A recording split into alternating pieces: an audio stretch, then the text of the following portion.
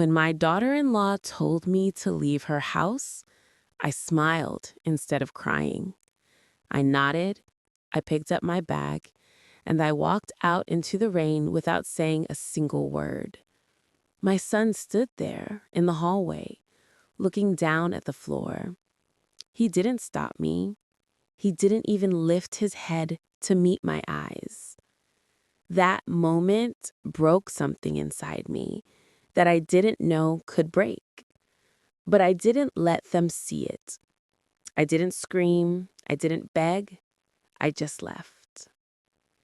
People always say that mothers and daughters-in-law can never get along. They say it's an old story, repeated in every generation. But I never believed that. I always thought love could win. I thought if I gave enough, if I stayed quiet enough, if I smiled enough, then everything would be fine. I thought my son would always be my son. I thought blood was thicker than anything else. But I was wrong. The rain was cold that evening. It soaked through my coat within minutes. I didn't have an umbrella. I hadn't planned on leaving that day. I stood at the bus stop, shivering, watching cars pass by. People stared at me. An old woman, wet and alone, clutching a small overnight bag.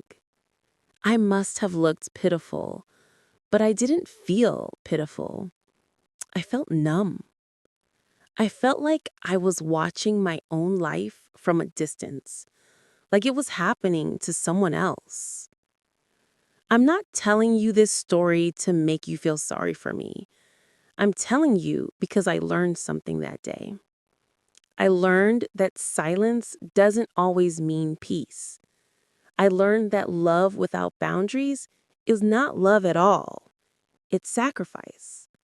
And sacrifice without respect becomes invisible. I gave everything.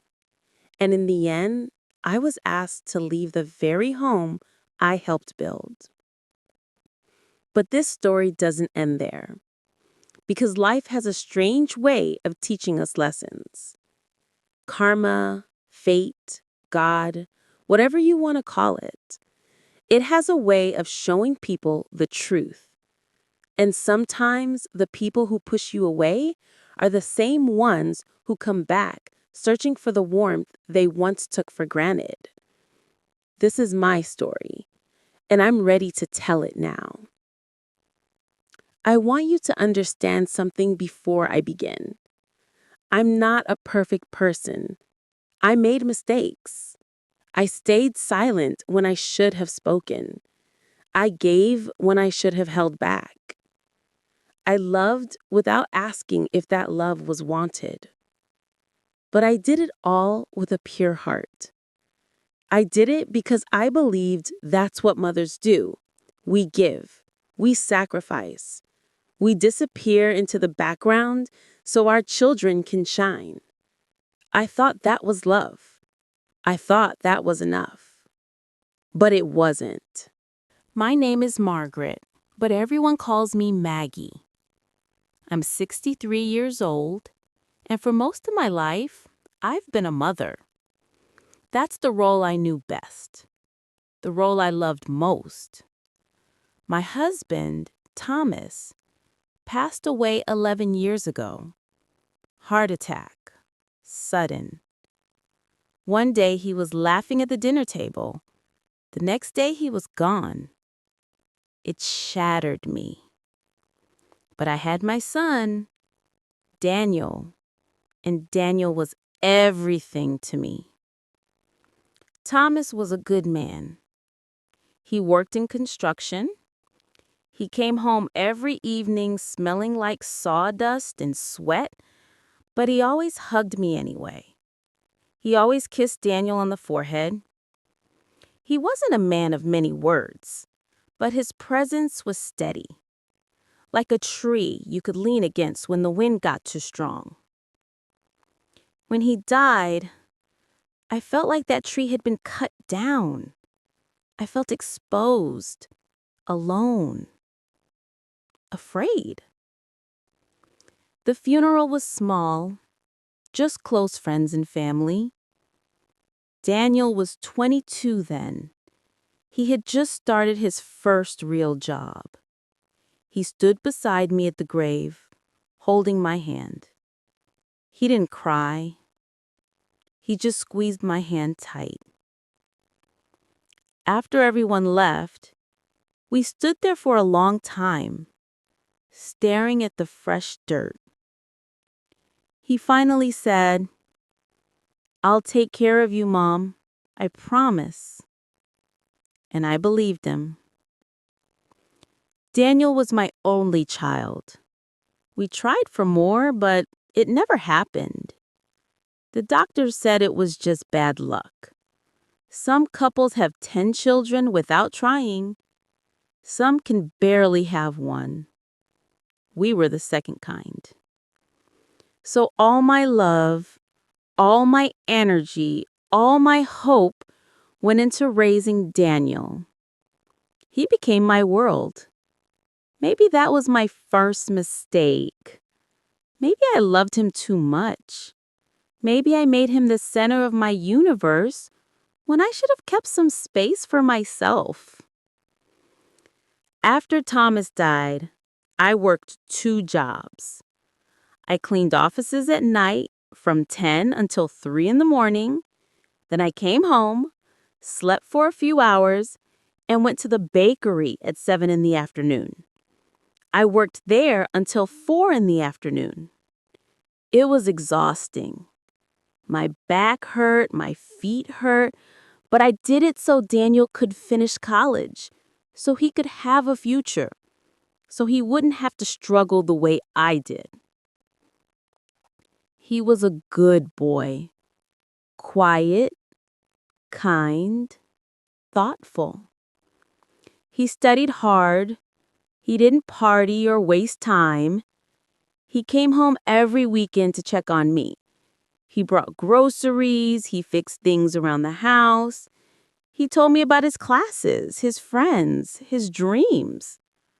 I listened to every word. I memorized every detail because he was all I had. Daniel graduated with honors. He became an accountant. He got a stable job at a firm in the city. I was so proud of him.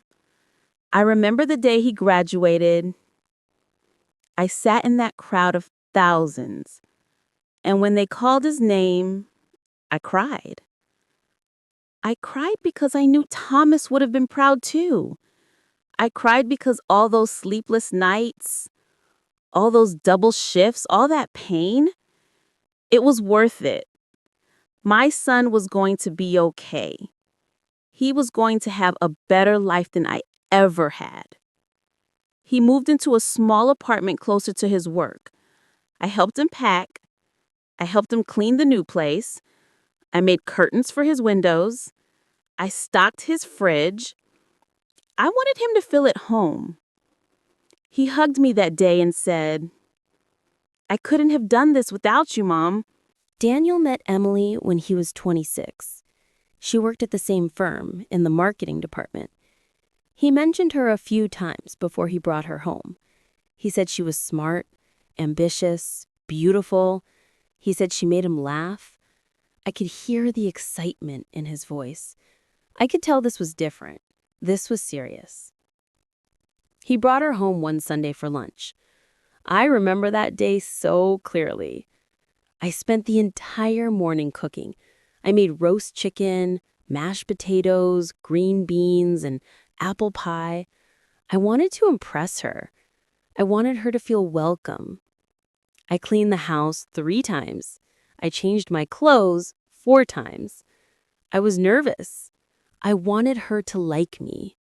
I wanted her to see that I was a good mother, that I had raised a good son. Emily arrived wearing a white dress and high heels. She was beautiful, tall, confident, with perfect hair and a bright smile. She spoke with certainty. like someone who always knew what she wanted. She shook my hand firmly. She looked me in the eye. She said, "It's so nice to finally meet you, Mrs. Collins. Daniel talks about you all the time." I liked her. I really did. At least I thought I did. She was polite that day. She complimented my cooking. She said the chicken was tender and the pie was the best she'd ever had. She laughed at my jokes. She asked me questions about Daniel's childhood. I showed her photo albums. I told her stories about the time he fell off his bike and chipped his tooth, the time he won the spelling bee in 5th grade, the time he stayed up all night building a model rocket. She listened. She smiled. She seemed genuinely interested. I saw the way Daniel looked at her. His eyes were full of love, full of pride.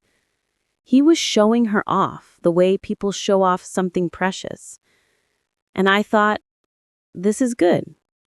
This is what a mother wants, for her son to be happy, for him to find someone who loves him the way he deserves to be loved. After lunch, we sat in the living room and talked.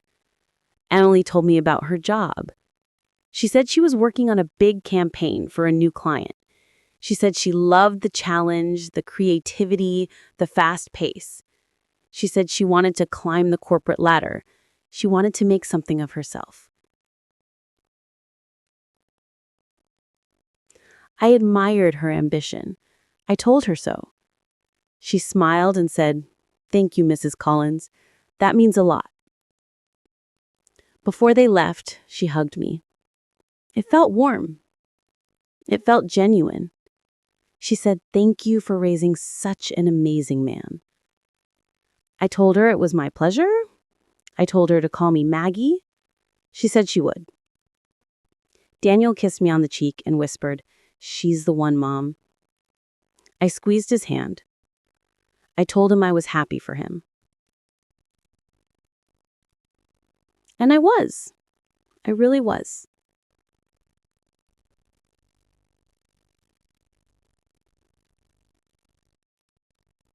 They got engaged 6 months later. Daniel called me at midnight to tell me. He was so excited he could barely get the words out. He said he took her to the park where they had their first date. He got down on one knee under the big oak tree. She said yes. He said he had never been happier. I cried on the phone. Happy tears. I told him I loved him. I told him I was proud of him. I told him I couldn't wait to see him married. The wedding was small but lovely. They had it in a garden venue just outside the city. About 50 guests. White chairs, string lights, flowers everywhere. It was beautiful. I helped pay for part of it. I didn't have much, but I gave what I could. I gave $3,000 from my savings, money I had been putting away for emergencies. But this was my son's wedding. This was important. I wanted them to start their life together without stress, without debt. Emily's parents were wealthy. They owned a business, something to do with importing furniture. They lived in a big house with a garden and a swimming pool. I met them at the engagement party. They were polite, but distant. Her father shook my hand and asked what I did for a living. I told him I worked at a bakery. He nodded and didn't ask anything else. Her mother looked at my dress and smiled, but I could tell it was the kind of smile people give when they're being polite, not kind. I felt small next to them. I felt like I didn't belong, but I held my head high. I was proud of my son. I was proud of the man he had become. I didn't need a big house or a fancy job to prove my worth. I had raised a good man. That was enough. The wedding day was perfect. Daniel looked so handsome in his suit. Emily looked like a princess. I cried when they said their vows. I cried when they kissed. I cried when they danced. I cried because I was happy, but also because I knew things were changing. I knew I was no longer the most important woman in his life. And that was okay. That's how it should be. But it still hurt a little. At the reception, Daniel came to my table and asked me to dance. We danced to an old song, one that Thomas and I used to love. He held me close and said, "Thank you for everything, Mom. I wouldn't be here without you." I told him he deserved all the happiness in the world. I told him I loved him more than anything. He said he loved me too. And in that moment, I believed everything would be okay. After the wedding, Daniel and Emily moved into a little apartment downtown. It was a nice place. 2 bedrooms, a balcony, a modern kitchen. I visited once a week, usually on Sundays. I brought food, casseroles, soups, desserts. I wanted to help. I wanted to be useful. I also helped them clean sometimes. I knew they were both busy with work. I didn't mind. I was happy to do it. I was happy to be needed. Emily was always polite. She always said thank you. But I started to notice small things. The way she would rewash dishes I had just washed. The way she would rearrange things after I left. The way she would glance at Daniel when I said something, as if to say, "Can you believe this?" I told myself I was imagining it. I told myself I was being paranoid. But deep down, I felt it. I felt the shift. 2 years into their marriage, Emily got pregnant. I was overjoyed. I was going to be a grandmother. It was something I had dreamed about for years. I knitted little blankets. I bought tiny shoes. I called Daniel every other day to ask how Emily was feeling. I wanted to help. I wanted to be there. And Daniel said yes. He said they would need me. He said I could come stay with them for a few weeks after the baby was born. I felt needed again. I felt like I had a purpose. My life had become quiet after Daniel moved out. I went to work, came home, watched television, went to bed. It was lonely. But now I was going to be part of something again. I was going to be part of this little family. I was going to help raise my grandson. I thought this was the beginning of something beautiful, a new chapter. I cleaned out my small apartment and packed my things. I packed comfortable clothes, slippers, some books. I was ready. I was excited. I thought I would be able to hold my grandson, rock him to sleep, sing him lullabies. I thought I would be able to help Emily, to give her a break, to show her that I could be a good mother-in-law. I thought I still had a place. But I didn't know then how wrong I was. The baby was born on a rainy Tuesday in April. His name was Ethan. 7 pounds, 4 ounces. Perfect little fingers, perfect little toes. I saw him for the first time in the hospital. Daniel brought me to the room. Emily was sitting up in bed, holding him. She looked tired but beautiful. She looked at me and smiled. She said, "Come meet your grandson." I walked over slowly. My hands were shaking. I looked down at Ethan and my heart melted. He was perfect. He had Daniel's nose. He had Emily's eyes. He made a tiny sound, like a little sigh, and I felt tears roll down my face. I asked if I could hold him. Emily hesitated for a second, then handed him to me. He was so light, so warm. I held him close and smelled his head, that sweet baby smell. I looked at Dango and he was crying too. He put his arm around me and said, "Thank you, Mom, for everything." I told him there was nothing to thank me for. This was love. This was family. I moved into their apartment the day they brought Ethan home. They had a small guest room with a single bed, a wooden chair, and a small dresser. It wasn't much, but it was enough. I didn't need comfort. I needed to be useful. I wanted to help Emily. I wanted to take care of my grandson. I wanted to give them time to rest and adjust. The first week was beautiful. I woke up early every morning. I made breakfast, scrambled eggs, toast, coffee. I did the laundry. I changed Ethan's diapers. I rocked him to sleep when he cried at night. Emily seemed grateful. She smiled at me. She said thank you. Daniel hugged me and told me I was a lifesaver. I felt happy. I felt like I was doing the right thing. I felt like I was needed again. But then, slowly, things began to change. It was small at first. Little comments, little looks. Emily started saying things like, "You don't have to do that, Maggie. I can handle it."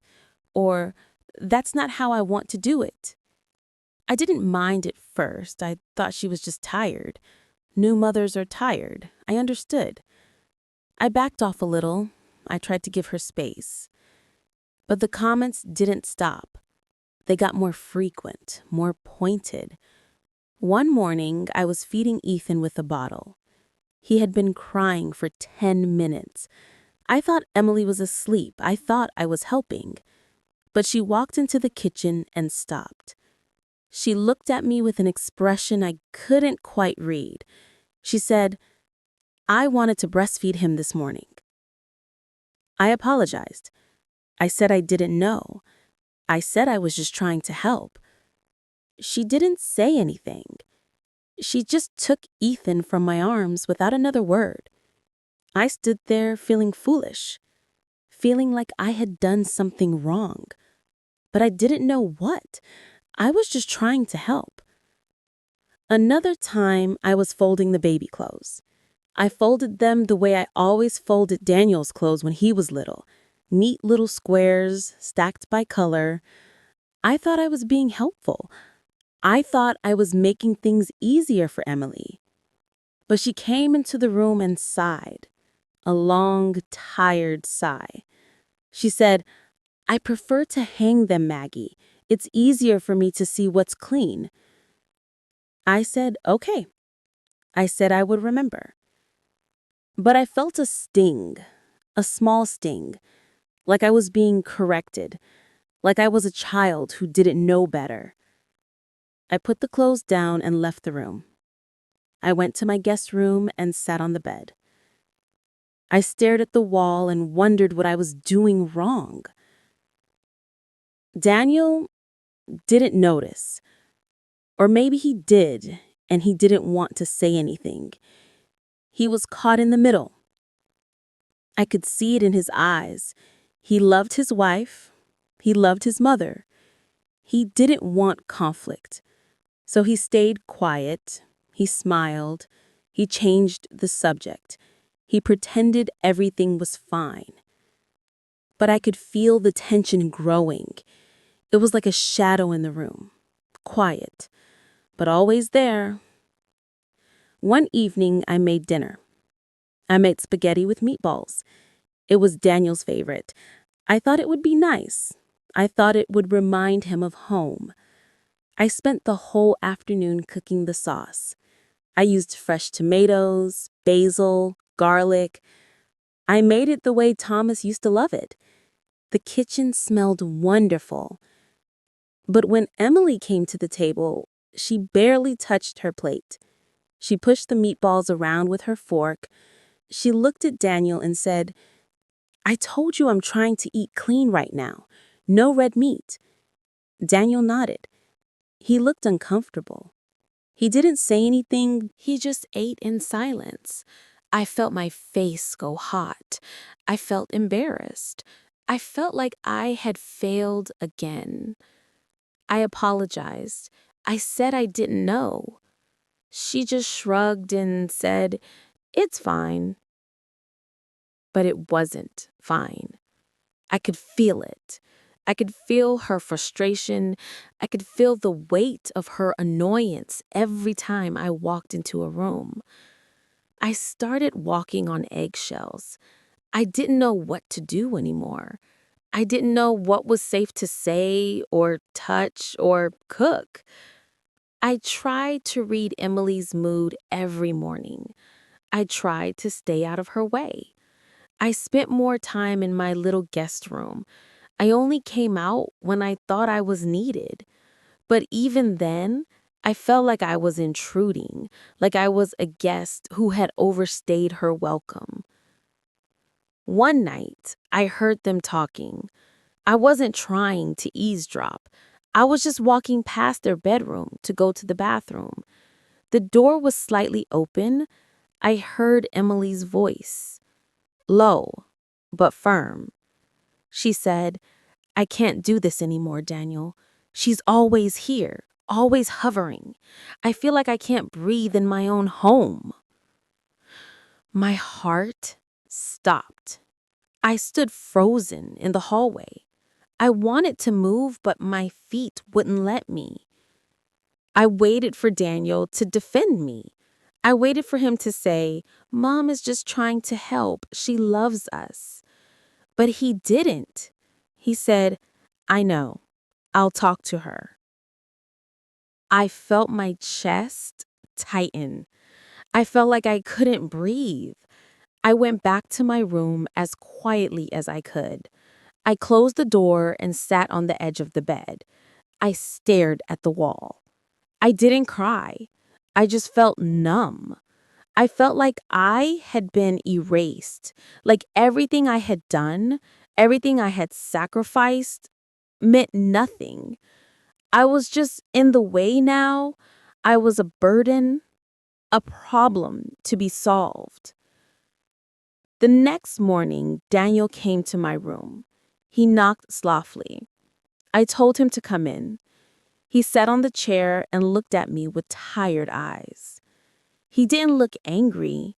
He just looked uncomfortable.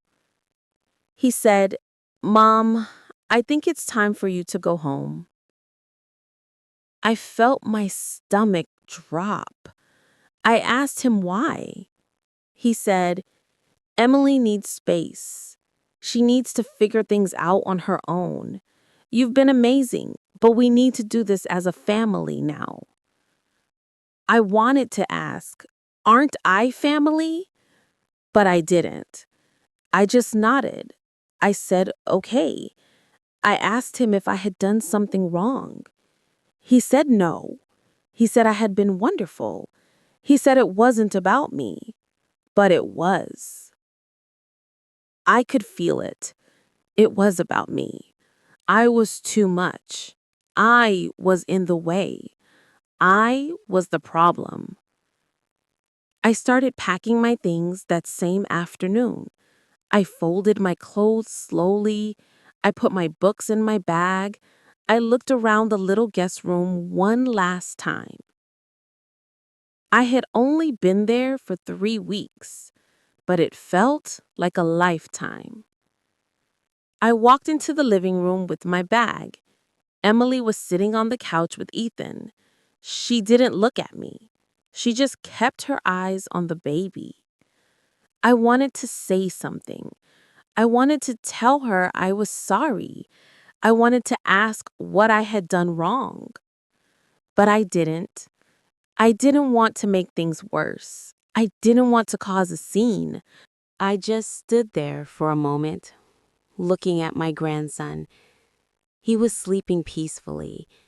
I wanted to kiss him goodbye, but I didn't. I didn't want to wake him. I didn't want to upset Emily. Daniel walked me to the door. He hugged me. It felt weak. It felt like obligation, not love. He said, "I'll call you, Mom." I nodded. I said I loved him. He said he loved me too, but it sounded automatic, like something you say because you're supposed to, not because you mean it.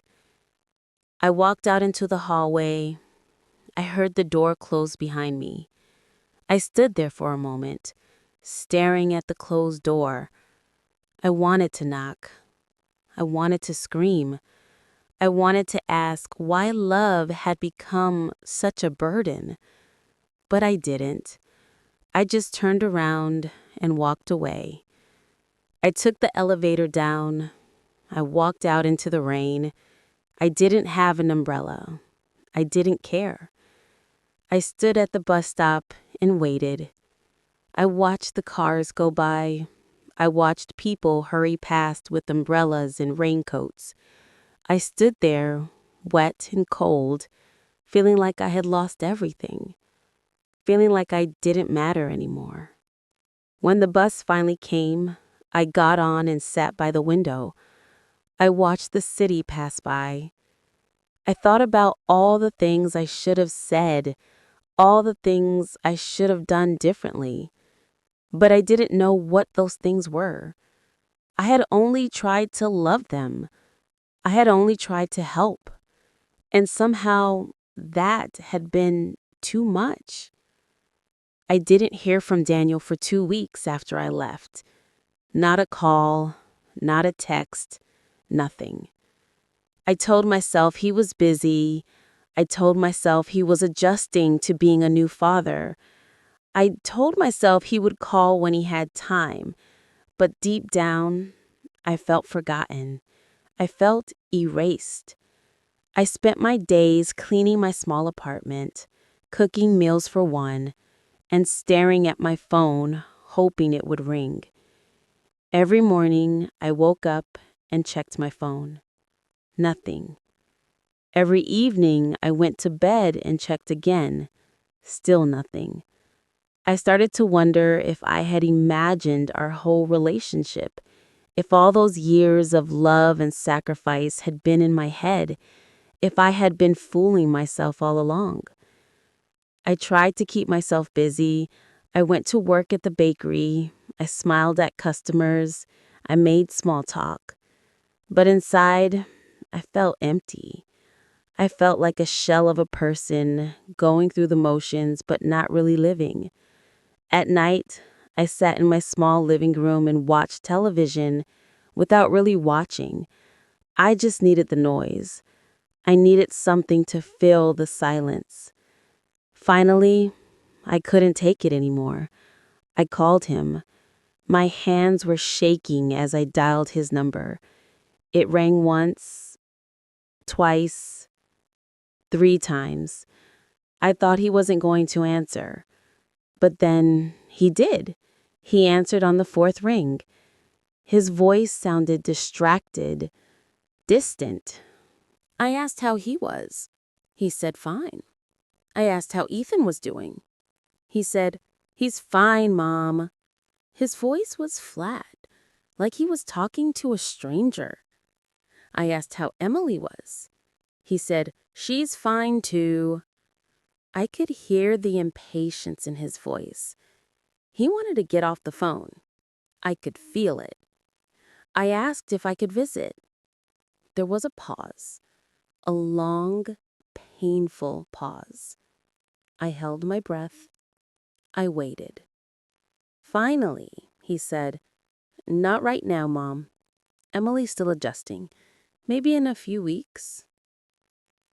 I felt something break inside me. I said, "Okay." I said I understood. I said I loved him. He said he loved me too, but it sounded rehearsed, like a line from a script.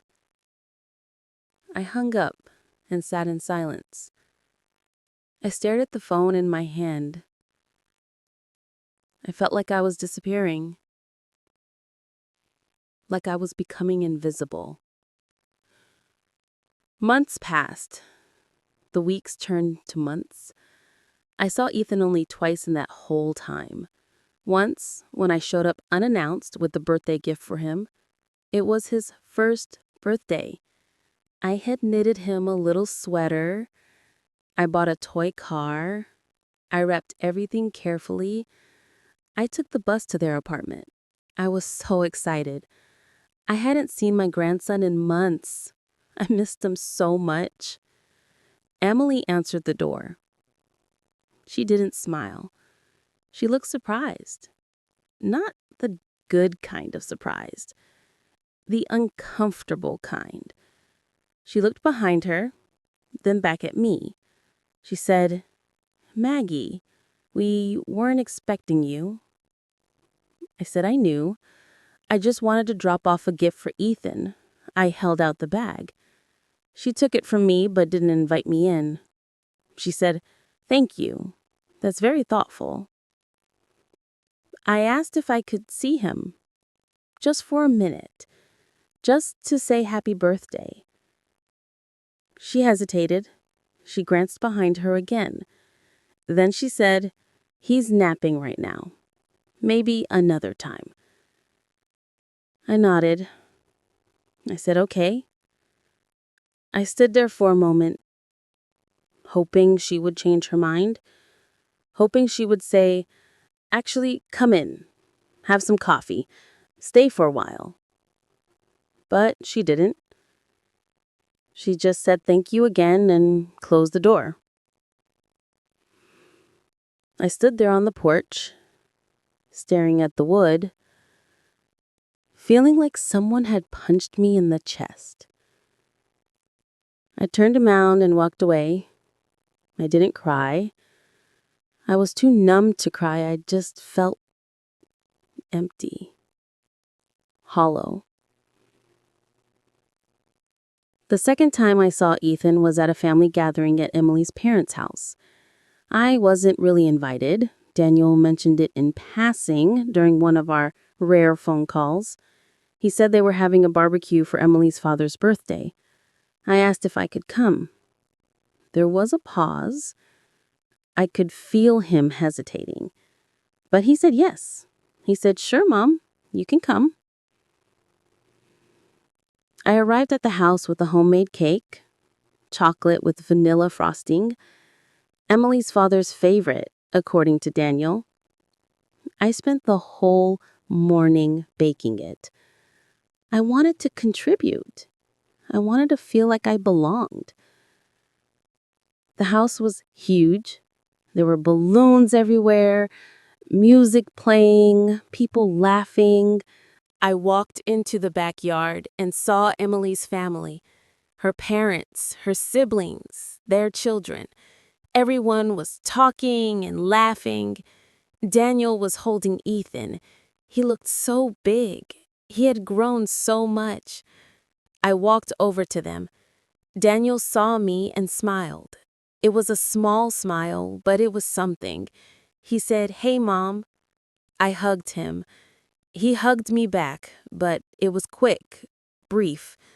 I looked at Ethan and reached out to touch his hand. He looked at me like I was a stranger. He pulled his hand away and buried his face in Daniel's shoulder. It broke my heart. My own grandson didn't know me. I tried to talk to Emily. I asked her how she was. She said fine. I asked if she needed any help with anything.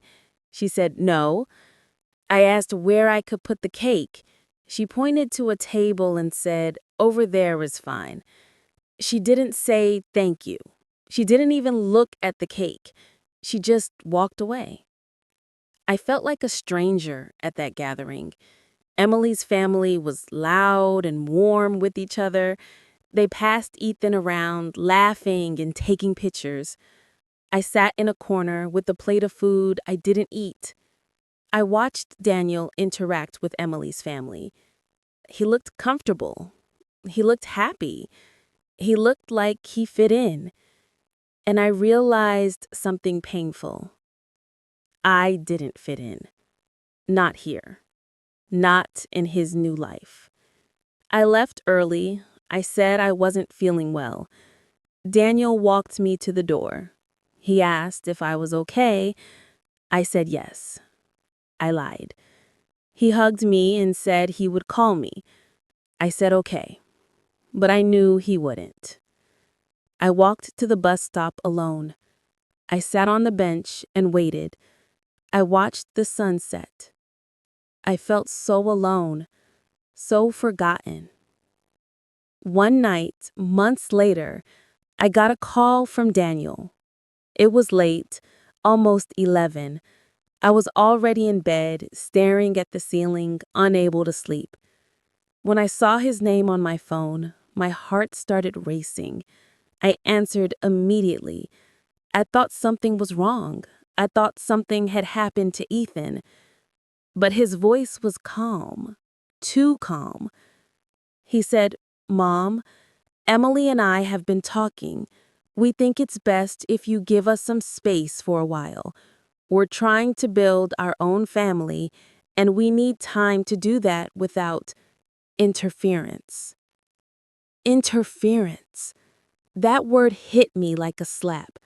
I felt my breath catch in my throat. I asked him what I had done. I asked him what I had done wrong. He said, "It's not about what you did. It's just Emily feels like you're too involved, and I need to support my wife." I wanted to scream.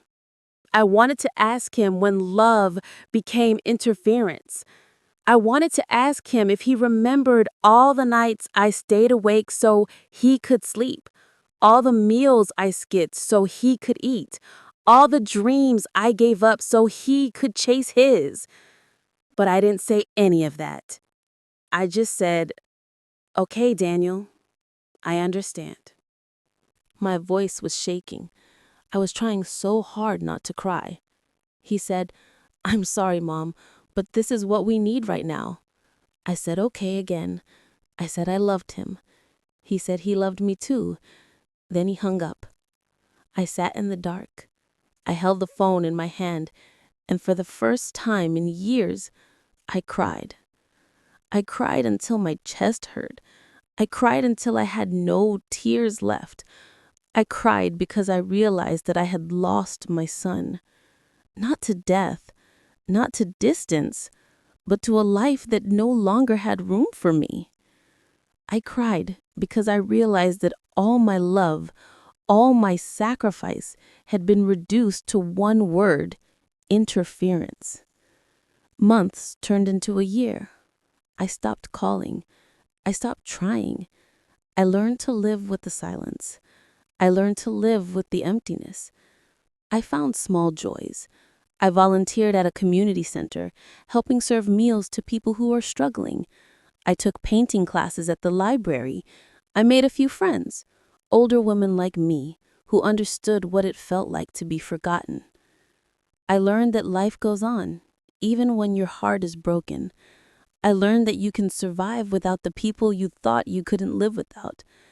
I learned that I was stronger than I believed. But I also learned that some wounds never fully heal. They just become part of you, part of your story. But then, one cold evening in November, my phone rang. It was Daniel. I almost didn't answer.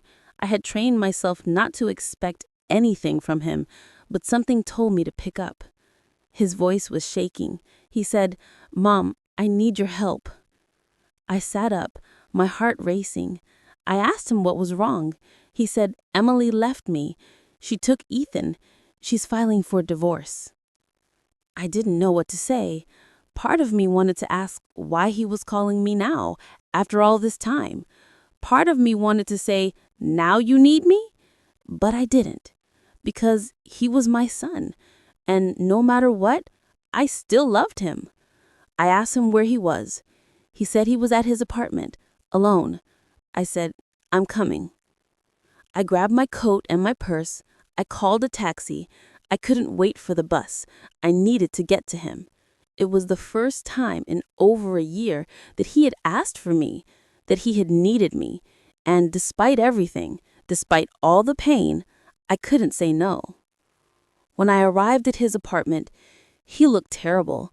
His hair was messy. His eyes were red. He was wearing the same clothes he must have been wearing for days. He opened the door and just looked at me. He didn't say anything. He just looked at me. And then he started to cry. I walked in and closed the door behind me. I didn't say anything. I just put my arms around him, and he cried on my shoulder. He cried like a little boy, like the little boy he used to be when he fell off his bike or had a nightmare. And I held him. I held him the way I always had. Older women telling her story. The way a mother holds her child. Because that's what mothers do. We don't give up. Even when it hurts. Even when we should. Daniel stayed with me for a few weeks after that night. He couldn't stay in the apartment. There were too many memories there. Too much pain. So he came to my small place. He slept on my couch. I made him meals. I listened to him talk. I held him when he cried. And slowly, very slowly, he began to heal. He told me everything. He told me how Emily had been unhappy for months, how she said he didn't make enough money, how she wanted a bigger house, a better car, a different life, how she compared him to her friends' husbands, how she made him feel small, how she told him he wasn't ambitious enough, that he was too soft, too weak. He said he tried to fix things. He tried to work more hours. He tried to get a promotion. He tried to be better. But it was never enough. She had already made up her mind. She had been seeing someone else, someone from her work, someone with a fancy title and a big salary, someone who could give her the life she wanted. She told Daniel she wanted a divorce. She said she wasn't happy anymore. She said she deserved more. She packed her things and moved in with her parents. She took Ethan with her. Daniel was allowed to see his son twice a week, supervised visits, like he was a stranger, like he was a danger. It broke him. It shattered him. He looked at me one night, his eyes full of pain, and said, "I'm sorry, Mom. I'm so sorry. I should have listened to you. I should have stood up for you. I pushed you away because Emily wanted me to. I let her control everything. I let her turn me against you. And now I've lost everything." I told him it was okay. I told him I forgave him. Because I did. He was still my son, and I couldn't hold on to anger when he was hurting. But deep down, something had shifted. I realized that I had spent my whole life trying to be everything for him. And when he needed someone else more than me, I became nothing. I realized that love without respect is just servitude. I realized that I had taught him, without meaning to, that my love didn't need to be honored. It just needed to exist. And that was my mistake, not his, mine. But I also realized something else. I realized that I had value, that I mattered, not just as a mother, not just as someone who gave and gave and gave, but as a person, as Margaret, as Maggie. I had spent so long defining myself through Daniel that I had forgotten who I was without him. And this past year, alone and forgotten, I had started to remember. I had started to find myself again. We talked a lot during those weeks. Real talks, honest talks, not the surface conversations we used to have. Daniel opened up about his marriage. He said he had felt trapped. He said Emily had always been controlling, but he thought that was just how marriages worked. He thought he had to sacrifice everything to make her happy. He said he saw me doing the same thing and he thought that was normal. That was love. I told him no. I told him that's not love. Love is respect. Love is partnership. Love is give and take, not just give. I told him I had made mistakes too. I had taught him, through my actions, that it was okay to be treated poorly as long as you loved someone. I had shown him that sacrifice was the same as love, but it's not. Sacrifice without appreciation is just loss. He listened. He really listened. And I could see something change in his eyes. I could see him understanding.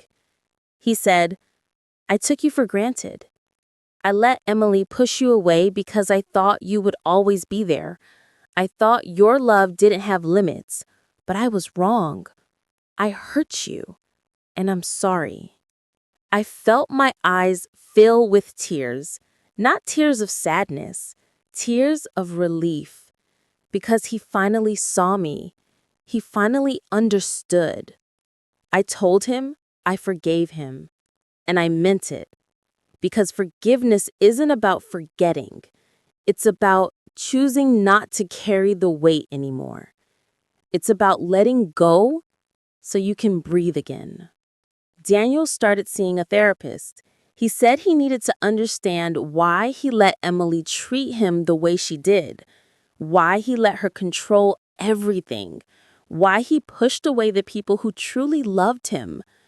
I was proud of him for that. It takes courage to look at yourself honestly, to admit you made mistakes, to want to change. He also started fighting for his son. He hired a lawyer. He fought for joint custody. It wasn't easy. Emily tried to paint him as a bad father. She said he worked too much. She said he wasn't present. But it wasn't true. Daniel was a good father. He loved Ethan. He had just been in a bad marriage with someone who made him doubt himself. The custody battle took months. It was painful. It was expensive. But Daniel didn't give up, and I supported him.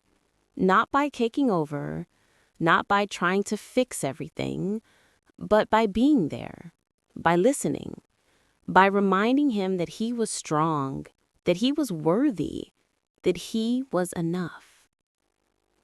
During this time, I also set boundaries. I told Daniel I loved him. I told him I would always be his mother.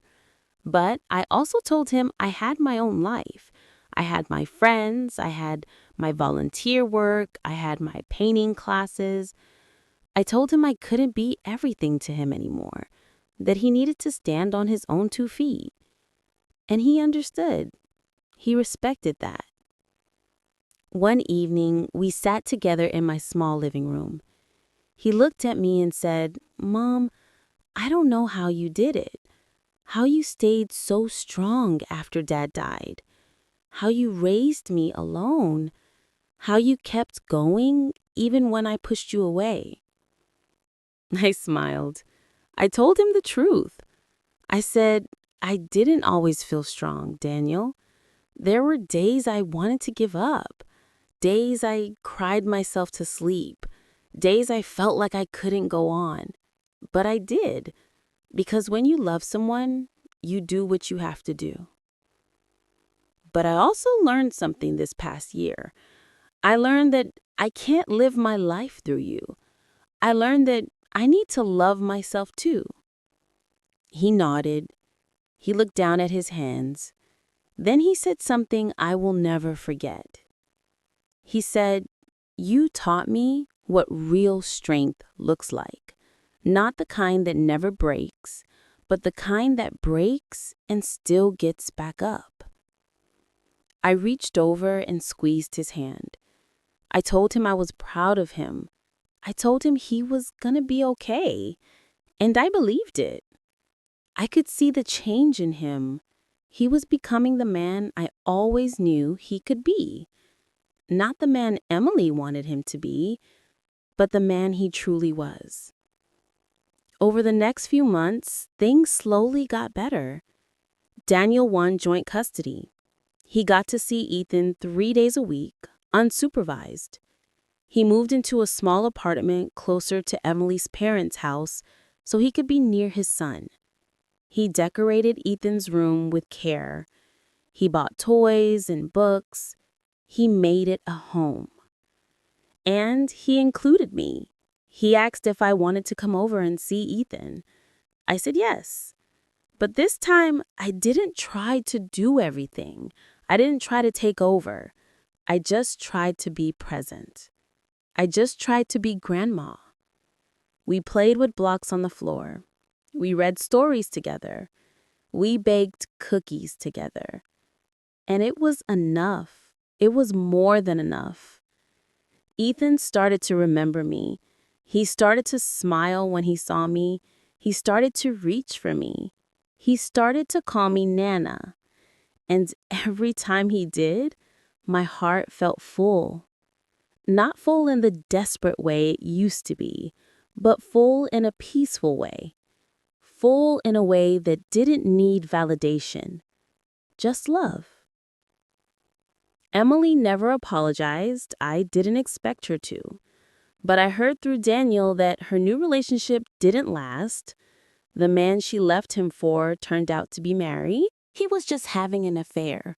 When his wife found out, he ended it. Emily was left alone. She tried to come back to Daniel. She called him crying. She said she made a mistake. She said she wanted to try again. Daniel said no. He told me about it one evening. He said it was hard. Part of him still loved her, or at least he loved the idea of her, the idea of having his family back together. But he knew it wouldn't work. He knew she hadn't changed. She was just scared of being alone, and he deserved better than that. I was proud of him for that, proud that he had learned to value himself, proud that he had learned what real love looked like, not the kind that demands and controls, but the kind that respects and honors. I heard through mutual friends that Emily was struggling, that her parents were disappointed in her choices, that she was having trouble balancing work and raising Ethan on her own. Part of me felt sad for her, not because I wanted to see her suffer, but because I knew what it felt like to struggle alone. I knew what it felt like to feel like you weren't enough. But I also knew that everyone has to walk their own path. Everyone has to learn their own lessons. And sometimes those lessons are painful. I hoped for Ethan's sake that Emily would learn and grow, that she would become a better mother, a better person. But that wasn't my responsibility. My responsibility was to love my son and my grandson, and to love myself. One Sunday afternoon, Daniel brought Ethan to my apartment. We sat on the floor and played with blocks. Ethan laughed. He stacked the blocks high and knocked them down. He clapped his hands. He was so happy, so innocent, so full of life. Daniel looked at me and said, "Thank you for not giving up on me." I told him I never could, because that's what mothers do. We don't give up, even when it hurts, even when we should. But I also told him something else. I told him that I had learned something too. I said, I learned that I needed to love myself as much as I loved you. I learned that I couldn't disappear just to make others comfortable. I learned that my life mattered too, not just as a mother, but as a person, as Margaret. I learned that I deserved to be seen, to be heard, to be valued. He listened, he nodded, and I think for the first time, he really understood. He said, "I see you, Mom.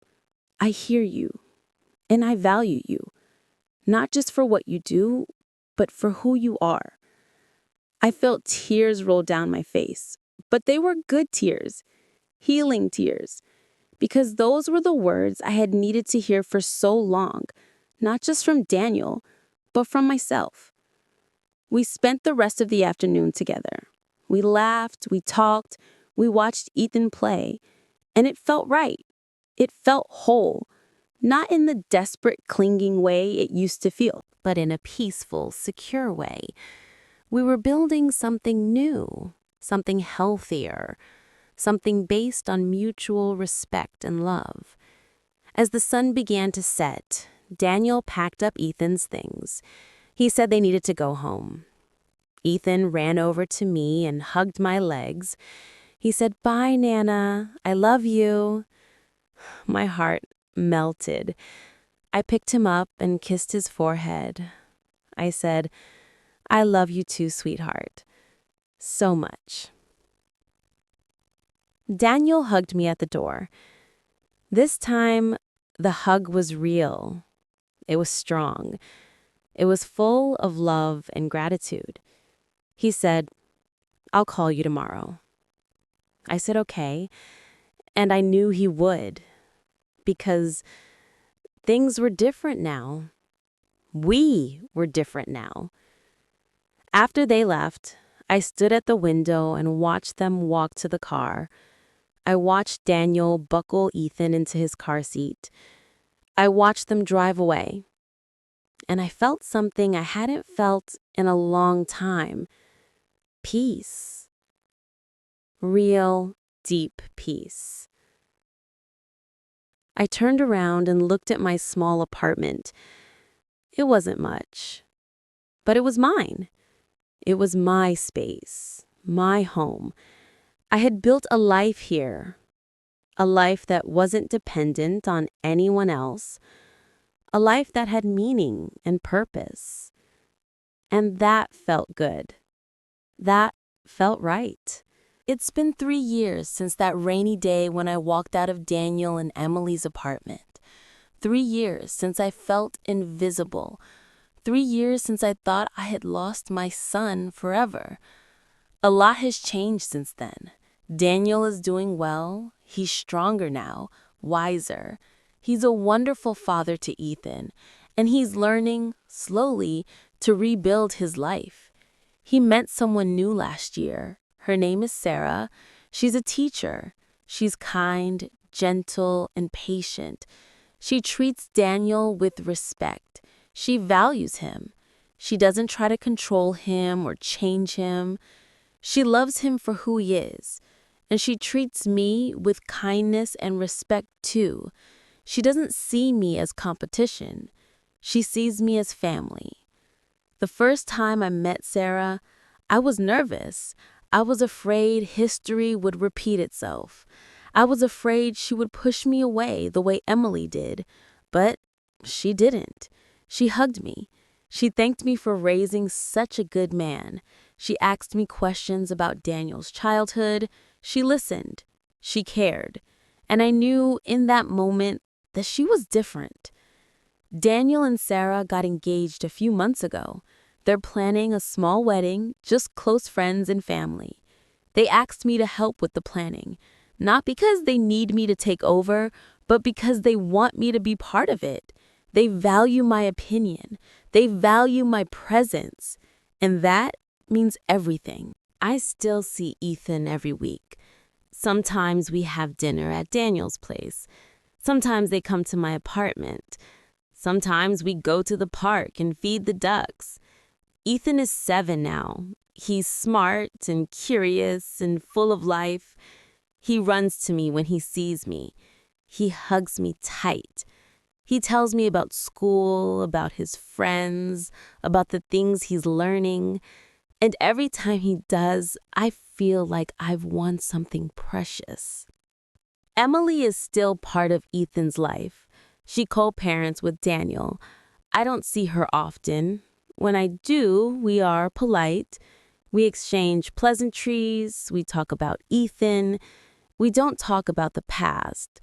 Maybe one day we will. Maybe one day she'll understand what she took from me. Or maybe she won't. Either way, I've made peace with it. I heard she's dating someone new. Someone nice, according to Daniel. I hope it works out for her. Not because I'm trying to be noble, but because Ethan deserves to have 2 happy parents. He deserves to grow up in a home filled with love, not bitterness. And I won't let my pain interfere with that. I'm 66 now. I still live in my small apartment. I still volunteer at the community center. I still take painting classes. I've made some beautiful friendships. Women who understand. Women who have been through their own struggles. Women who lift each other up. We meet for coffee. We go to movies. We laugh together. We cry together. We've built our own little family. I've also started writing, just little stories about my life, about the things I've learned, about the pain and the healing, about the journey from being invisible to being seen. I don't know if anyone will ever read them, but that's not the point. The point is that I'm expressing myself. I'm telling my story. I'm honoring my experience. People ask me sometimes if I regret anything, if I wish I had done things differently. And honestly, I don't know. Maybe I should have spoken up sooner. Maybe I should have set boundaries earlier. Maybe I should have fought harder for my place in Daniel's life. But I also know that everything I went through taught me something I needed to learn. It taught me that love is not about disappearing. It's about being seen. It taught me that sacrifice without respect is just loss. It taught me that I have value, not just as a mother, but as a person. It taught me that I deserve to take up space in the world, that my voice matters, that my life matters. Karma didn't come the way I thought it would. It didn't punish anyone. It didn't bring Emily to her knees. It didn't make Daniel beg for forgiveness. Instead, it gave me something quieter, something deeper. It gave me clarity. It gave me strength. It gave me back to myself. I learned that you can't control how people treat you. You can't force them to see your worth. You can't make them love you the way you deserve to be loved. But you can control how you see yourself. You can choose to honor your own worth. You can choose to love yourself, even when others don't. I learned that being a mother doesn't mean losing yourself. It doesn't mean becoming invisible. It doesn't mean sacrificing everything with no regard for your own needs. You can love your children deeply and still have boundaries. You can give to them generously and still keep something for yourself. I learned that family isn't always the people who share your blood. Sometimes it's the people who choose to see you, who choose to value you, who choose to show up for you. My little community of friends, my painting class, my volunteer work, these things became my family too, and they saved me. I learned that it's never too late to start over. I was 63 when I felt like my life had ended, when I felt like I had nothing left. But I was wrong. I had myself. And that was enough to build a new life, a better life, a life that was truly mine. If you're listening to this and you've ever felt invisible, I want you to know something. You are not too much. You are not a burden. Your love is not interference. You deserve to be seen. You deserve to be honored. You deserve to be valued. And if the people around you can't do that, then it's okay to walk away, even if it hurts, even if it breaks your heart. Because staying in a place where you're not valued will break you even more. I walked out into the rain that day. I felt like I was drowning. I felt like everything I had ever worked for, everything I had ever loved was gone. But I was wrong. I wasn't drowning. I was being washed clean. I was being prepared for something new, something better. And now, 3 years later, I can look back and say with absolute certainty, I'm glad it happened. Not because it didn't hurt. It did. It hurt more than anything I've ever experienced. But because it forced me to find myself again. It forced me to remember who I was before I became a mother, before I became defined by someone else's needs. I'm Margaret. I'm Maggie. I'm a woman who has loved and lost and learned. I'm a woman who has been broken and put herself back together. I'm a woman who knows her worth. And I'm a woman who is finally, truly free. Daniel calls me almost every day now. Not because he needs something, but because he wants to talk, because he values my opinion, because he loves me. And I answer, not because I'm desperate for his attention, but because I love him too.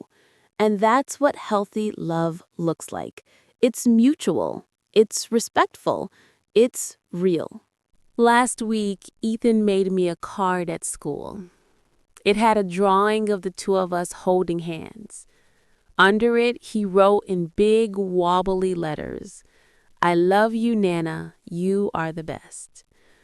I put it on my refrigerator, and every time I look at it, I smile. Not because I need that validation, but because it reminds me that I made it. I survived. I came out the other side. Sarah asked me yesterday if I would help her choose her wedding dress. She said she wanted my opinion. She said I had good taste. We're going shopping next week. Just the two of us. And I'm excited. Not because I'm trying to take over or control anything, but because I'm genuinely happy to be included, to be valued, to be seen. This is what healing looks like. It's not dramatic. It's not a big, triumphant moment where everything suddenly becomes perfect. It's small, quiet moments. It's feeling peace instead of anxiety. It's being able to love without losing yourself. It's knowing that you're enough exactly as you are. I still have hard days. Days when I remember the pain. Days when I miss the version of Daniel who used to need me. Days when I wonder what would have happened if I had done things differently. But those days are fewer now, and they don't break me the way they used to. Because I've learned the most important lesson of all. I've learned that my worth is not determined by how much people need me. It's not determined by how much I sacrifice. It's not determined by how invisible I can make myself. My worth is inherent. It's mine, and no one can take it away from me unless I let them. I walked out into the rain 3 years ago, feeling like I had lost everything. But I hadn't.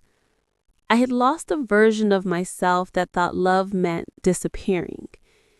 And in losing her, I found something so much better. I found me. So if you're in that rain right now, cold and alone and feeling like everything is falling apart, I want you to hold on. I want you to know that this is not the end. This is the beginning. This is the moment when you get to choose yourself, when you get to decide that you matter, when you get to step into the light and be seen. It won't be easy. It will hurt. You will question yourself. You will doubt. You will cry.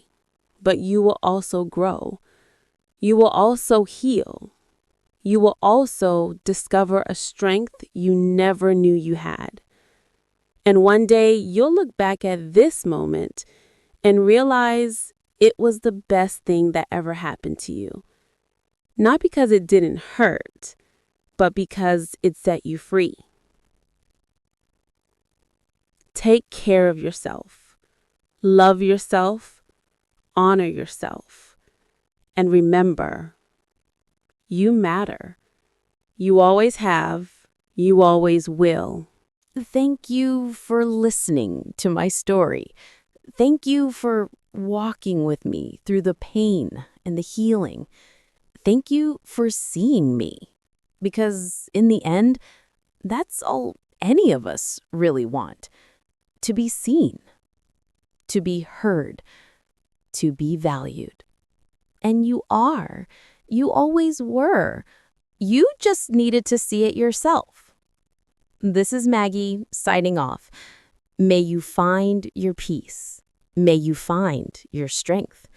May you find yourself. And may you never, ever forget your worth.